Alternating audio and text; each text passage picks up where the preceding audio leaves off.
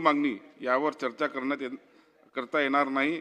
आता आपण चर्चेला सुरुवात करत आहोत। माननीय जयंत पाटील साहेब। अध्यक्ष महोदय, मी पुरवणी मागण्यांच्या चर्चेसाठी उभा आहे। मला सभागृहाला काही आकडेवारी लक्षात आणून द्यायची आहे। अध्यक्ष महोदय, 25-26 ला मागच्या वर्षीचं जे बजेट होतं त्यावेळी सरकारने 45,891 कोटी रुपयाचं महसुली तुटीचं बजेट मांडलं। त्यावेळी राजकोषीय तूट 1,36,235 कोटीची होती। त्यानंतर सरकारने बजेट मांडल्यावर लगेच पावसाळी अधिवेशनात 25 सालात 57,509 कोटीची पुरवणी मागणी केली। हिवाळी अधिवेशनात 25 सालात 75,286 कोटीची पुरवणी मागणी केली। मार्चच्या अधिवेशनात 26 ला 11,995 कोटी। या सगळ्याची बेरीज केली तर महसुली तूट ही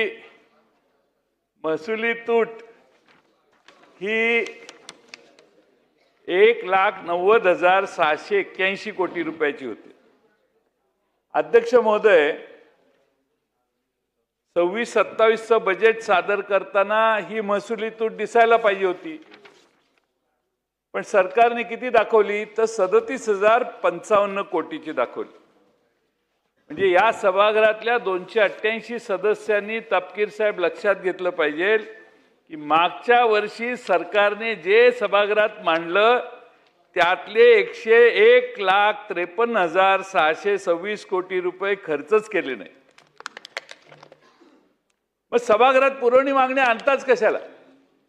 जर तुम्हाला पैसे खर्च करायलाच नसतील किंवा तुम्हाला खर्च करायचेच नसतील तर सभागृहात पुरवणी मागण्यांचा हा खटाटोप करून सभागृहाचा वेळ घेणं हे आवश्यक आहे का?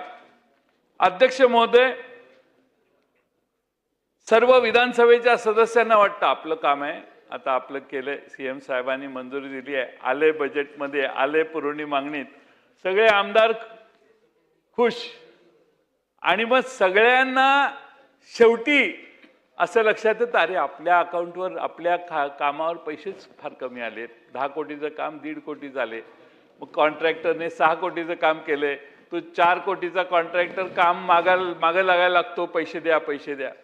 आज योगेश सागर साहेब 5 लाख कॉन्ट्रॅक्टरांचे 90,000 मागच्या 90,000 कोटी रुपये देणं होतं सरकार, आता किती आहे मला माहित नाही। सरकारने पुरवणी मागण्याच्या उत्तरात किंवा कधीतरी सभागृह संपायच्या आधी देणं किती आहे सरकारचं, बिल राहिलेत किती हे जाहीर करावं। राजकोषीय फिस्कल लिमिट जे आहे तेही FRBM ची तुम्ही रूल सगळे मोडले। अध्यक्ष महोदय, यावेळी आपलं 4.5% हे जर आकडे जर आजचं बजेट मांडलं तर सावरकर साहेब तुम्ही बोलणारे असं दिसतंय, पेन्सिल हातात आहे म्हणजे, तर तुम्ही आधी विचारून या की FRBM ची आपण लिमिट ही पुरवणी मागणी सगळी खर्च केली प्लस मागचं जे आपण डिफिसिट मांडले ते सगळं झालं तर आपण FRBM मध्ये किती पुढे जातो, आपण FRBM चा ऍक्ट मोडतो का किंवा नाही। अध्यक्ष महोदय, एका बाजूनं दुष्काळाला समोर आपण जातोय, त्याच्यासाठी काही उपाययोजना या पुरवणी मागणीत मला दिसत नाही, आणि दुसऱ्या बाजूने अध्यक्ष महोदय आमच्या पक्षाने, काँग्रेस पक्षाने, उद्धव ठाकरे साहेबांच्या पक्षाने मिळून आज औरंगाबादला मोर्चा काढलाय।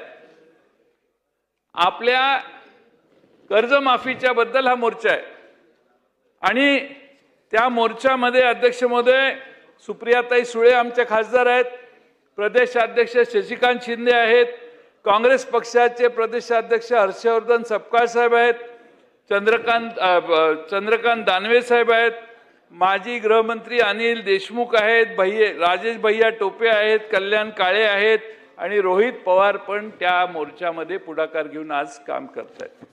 अध्यक्ष महोदय, मोर्चाचं मागणं काय आहे? अध्यक्ष महोदय, तुम्ही ज्या घातलेल्या अटी आहेत याच मोर्चाच्या मागण्या आहेत। पहिली मोठी अट तुमची काय आहे? 1900 कर्जमाफीचा लाभ ज्यांना मिळालेला आहे त्यांना आता 2 लाख रुपयाच्या कर्जमाफीचा लाभ मिळणार नाही।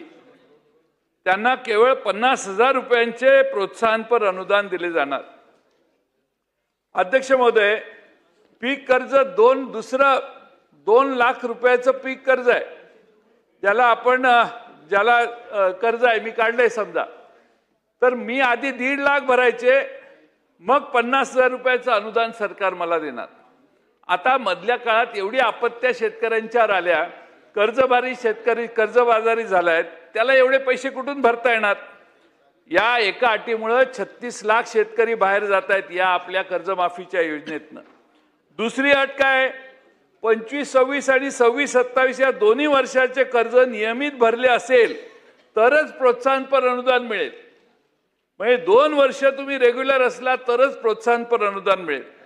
अध्यक्ष महोदय, गेल्या वर्षी सरकारनेच सांगितलेलं की अतिवृष्टीमुळे आणि पिकांच्या नुकसानीमुळे शेतकऱ्यांना कर्ज फेडणे शक्य झालेले नाही। मग अध्यक्ष महोदय, ही अट घालायची काय गरज होती?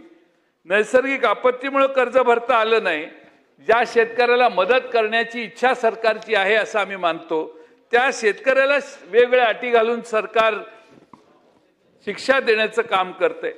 अध्यक्ष महोदय, या अटीमुळे 15 लाख शेतकरी आणि जवळपास 7,000 कोटी रुपयांचा लाभ अडकणार आहे। म्हणजे शेतकरी 15 लाख बाहेर गेले, हजारो शेतकरी दुहेरी फटक्याचे या बळी पडत आहेत।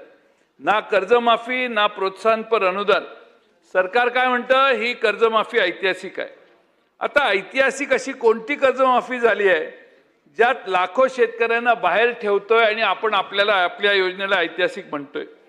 ही अध्यक्ष महोदय, सावरकर साहेब, ही कर्जमाफी आहे का पात्रता परीक्षा आहे? आणि पात्रता परीक्षेत आता किती लिकेजेस आहेत तुम्हाला माहिती आहे। ज्याला सर्वाधिक मदतीची गरज आहे त्याला बाहेर ठेवायचं, हा काही न्याय योग्य नाही। शेतकरी संतप्त आहे। एल्गार अन्नत्यागाचा नावाने त्यांनी आंदोलन सुरू केलेलं आहे। या सगळ्या अटी तात्काळ रद्द कराव्यात। 19च्या कर्जमाफी घेतलेल्या शेतकऱ्यांना योजनेचा लाभ द्यावा। 25-26, 26-27चे कर्ज नियमित भरण्याची अट रद्द करावी। 25-26 मधील थकीत पीक कर्जाचाही कर्जमाफीत समावेश करावा आणि कोणत्याही प्रकारच्या भेदभावाशिवाय विनाअट सरकार कर्जमाफी जाहीर करावी। अध्यक्ष महोदय, अशी आमची सरकारकडे मागणी आहे। अध्यक्ष महोदय, पीक विमा, पंतप्रधान पीक विमाची परिस्थिती काय आहे? ती काही वेगळी नाही अध्यक्ष महोदय। 2016 ते 2000 आज नाही केलेला,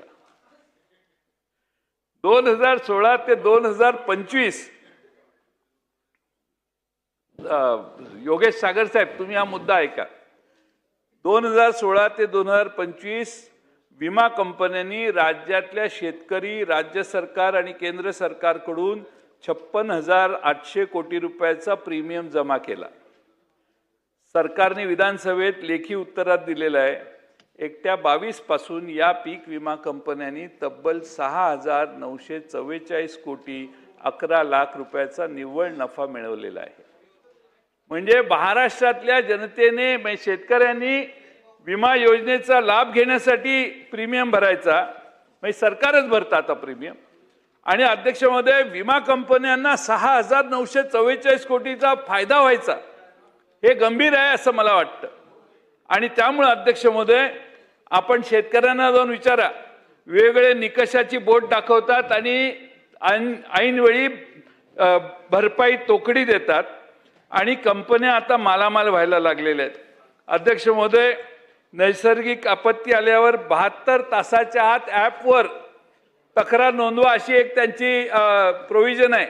अध्यक्ष महोदय, गावात वीज नसते, पूर आला, गावात वीज नसते, नेटवर्क नसतं, शेतात पाणी साचलेलं असतं, शेत सांभाळेल, घर लावेल का तुमच्या ॲपवर जाऊन तो शेतकरी तुमच्या झालेल्या नुकसानीची नोंद करेल?